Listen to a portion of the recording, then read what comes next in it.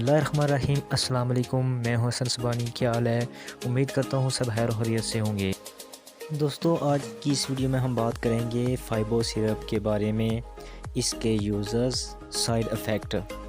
Video शुरू करने से पहले आपसे गुजारिश है कि आप अगर हमारे चैनल पर नए हैं तो हमारी वीडियो को लाइक, सब्सक्राइब और बेल आइकन को प्रेस करना ना भूलें, ताकि मेडिसिन के मुतल्लिक़ कोई भी इंफॉर्मेशन जल्द आप तक पहुँचे।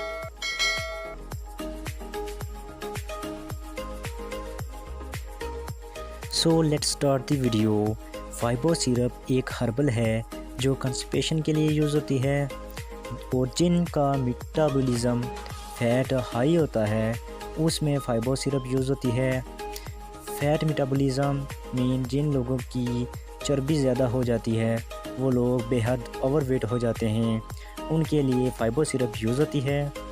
ये बावल मोमेंट, आंतों की हरकत और हाजमे के लिए फ़ाइबो सिरप यूज़ होती है, और इसके साथ कोलेस्ट्रॉल के लिए फ़ाइबो सिरप यूज़ होती है।